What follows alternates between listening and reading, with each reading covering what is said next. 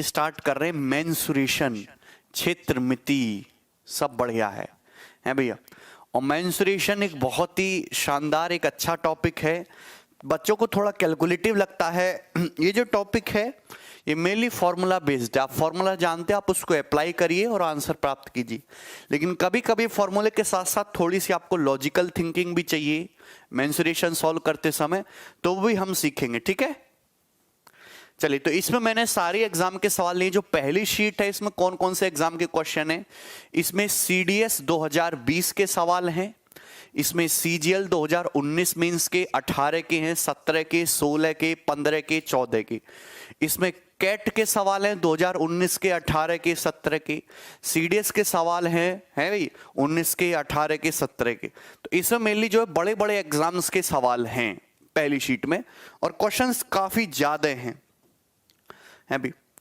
इसमें लगभग 150 के आसपास सवाल हैं, ठीक है ना। अगर वेटेज की बात करूं तो मेंसुरेशन का एग्जाम में वेटेज काफी ज्यादा रहता है अदर टॉपिक के कंपैरिजन में। देखिए, सीजीएल प्री या सीएचएसएल की बात करें तो दोनों का प्री का पेपर जो है एक ही जैसा है, एक ही पैटर्न है। तो 25 क्वेश्चन मैथमेटिक्स के आते हैं, जिस 25 क्वेश्चन में 1 से 3 सवाल तक मेंसुरेशन से होता है, ठीक है ना। 1 से 3 क्वेश्चन तक मेंसुरेशन से होता है।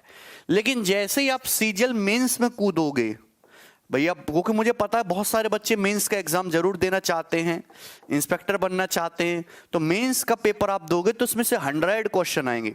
तो उस 100 क्वेश्चन में 10 से 14 सवाल तक मेंसुरेशन के होते हैं, कम से भी कम 10 से 14 सवाल मेंसुरेशन के होते हैं।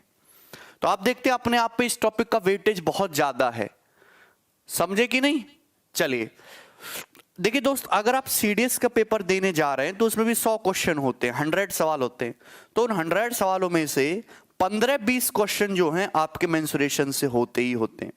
अगर आप सीपीओ का पेपर देंगे तो उसमें 50 सवाल हैं, और 50 सवाल में 2 से 5 क्वेश्चन आपके मेंसुरेशन से होते हैं। तो ये ऐसा टॉपिक है जो लगभग हर एक एग्जाम में आएगा। एमटीएस में मेंसुरेशन इंडिया के हर गवर्नमेंट एग्जाम में पूछा जाता है, इवन बैंकिंग के एग्जाम में भी, ठीक है। एक ऐसा टॉपिक है जो बैंकिंग के एग्जाम में भी आता है, स्टेट एग्जाम, आरआरबी, एनटीपीसी, सब में 1-2 क्वेश्चन इसके आते हैं, डायरेक्ट फॉर्मूला बेस्ड सवाल। लेकिन एसएससी और सीडीएस के सेगमेंट की हम बात करते हैं तो इसमें जो है मेरे प्यारे भाई थोड़े लॉजिकल भी सवाल आ जाते हैं, कटिंग वाले, है ना। एक फिगर के अंदर दूसरी फिगर डाल देगा, जिसमें आपको थोड़ा विजुलाइज करना पड़ेगा फिगर को। और अभी 2-3 चीजें ज्यादा आ रही हैं, प्रिज्म और पिरामिड।